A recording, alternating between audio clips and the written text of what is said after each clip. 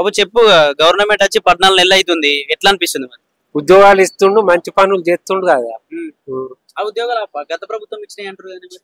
వాళ్ళు ఒక్కటేసారి డిఎస్ చేసి పోలీస్ నౌకలు 2 సార్లు ఇచ్చిండు.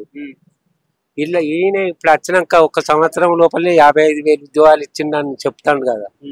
మరి ఇచ్చిండు కూడా కరెక్టే. రైతులకు ఇబ్బంది అవుతుంది. ఇక అది రైతుల గురించి నాకు తెలియదు కానీ నాకు నచ్చినంత మందం ఈయన సుత కొంచెం ప్రజలకు మేలు చేసినట్టు అనిపిస్తాను. అంటే గత ప్రభుత్వం ఎట్లుండే నిరుద్యోగుల పట్ల? ప్రతి ఒక్కరు కొన్ని మంచి పనులు చేస్తారు, కొన్ని మైనస్ సుత అవుతుంది. చంద్రబాబు పీరియడ్ లో సుత కొంచెం మంచి పనులు అయినాయి, కొన్ని మైనస్ సుత అవుతాయి. ప్రజలు కోరినాయాన్ని కేసీఆర్ ఇయ్యాడు, రేవంత్ రెడ్డి ఇయ్యాడు, రేపు చంద్రబాబు వచ్చినా ఇయ్యాడు. విషయాలు గట్లే ఉంటాయి. అందరూ మంచి చేస్తారు, మనం అనుకునేయాన్ని అన్ని ఇయ్యారు. అందరు మంచి పనులు చేస్తారు. ఈయన కొన్ని చేసిపోతాడు, ఇంతకు ముందు వచ్చిన ఈయన కొన్ని చేసిపోతాడు, రేపు అచ్చటైన సుత కొన్ని చేసిపోతాడు. అంతేగాని ఎవరిని నిందించే అటువంటి పరిస్థితి ఉండదు. ప్రతి ఒక్కరు మంచి పనులు చేస్తారు కాదని. అంటే అప్పుడు కేసీఆర్ కంటే ఇప్పుడు రేవంత్ రెడ్డి వచ్చాక బాగా ఇబ్బంది పడుతున్నారు రైతులు కావచ్చు, నిరుద్యోగులు కావచ్చు అని చెప్తా ఉన్నారు, నిజమేనా?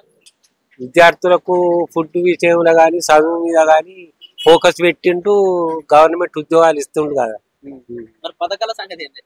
పథకాలు అంటే నేను అదే చెప్తాను కదా, అందరు ప్రతి ఒక్కరు దాని మీద రాసిన అన్ని ఎవ్వరు చేయరు. అంటే అప్పుడు గత ప్రభుత్వం అన్ని చేసిందట, అట్లా ఇప్పుడు వచ్చిన తర్వాత పైసలు లేవని చెప్తున్నారు. ఈ పైసలు లేవని మాకు ఎలక్షన్ టైం ఎందుకు చెప్పలేరు మరి అని చెప్పి ప్రజలు కొందరు తిరగబడుతున్నారు. నాకు తెలియదు, అంతకుముందే అప్పు చేసి ఆయన. అదే మరి సత్యము ప్రజలకు డబ్బులు ఇచ్చుడు అనేది మంచిది కాదు. నిజంగా చెప్పండి అంటే బాధ్యత నేర్పే గవర్నమెంట్ కావాలి. కానీ ప్రజలకు నేను గెలవన్నాని నేను గెలవన్నా వాళ్ళు ప్రజలను బోర్లేసుడే కదా ఏమున్నది అందులో.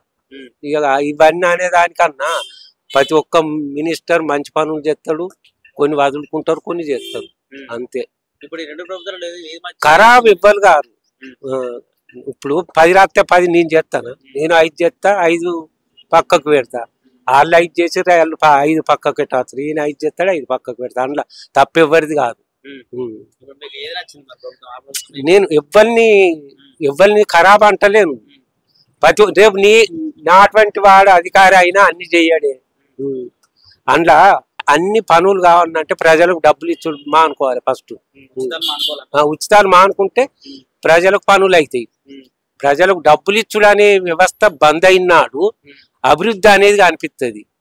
తెలంగాణ వచ్చిన కాడ నుంచి ఇప్పటి వరకు తెలంగాణ అనేది సింగపూర్ లెక్క అవుతుండే. ఈ బడ్జెట్ కు ప్రజలకే బాగా ఇచ్చినాక 5 కొడుకులకు అడిగినంత తండ్రి ఇచ్చినాక అందులో పైసలు లెక్క అంటే లాస్ అవుడేనా మరి. పెట్టని తల్లి పెట్టకనే పోయా కానీ పెట్టంది తల్లి అయింది, పెట్టేది మొండి అయింది. తీసుకునటానికి ఇచ్చుడు అలవాటు చేసినాక ఏం చెప్తారు, ఇయ్యాలని అంటారు. నా లెక్క ప్రకారం ప్రజలకు డబ్బులు ఎవరికి ఇవ్వాలి, ఎరికైనా వితంతు పింఛని. చిన్న పిల్లలు అయినప్పుడు భర్త చనిపోతే వితంతు పింఛని ఇవ్వాలి, పోతే వృద్ధుల పింఛని ఇవ్వాలి, పోతే వికలాంగుల పింఛని ఇవ్వాలి. అందరికి పింఛన్సుత అవసరం లేదు. అన్ని ఎకరాలకు రైతు బంధువుతో అవసరం లేదు. 10 ఎకరాల లోపల వాళ్ళకి ఇచ్చి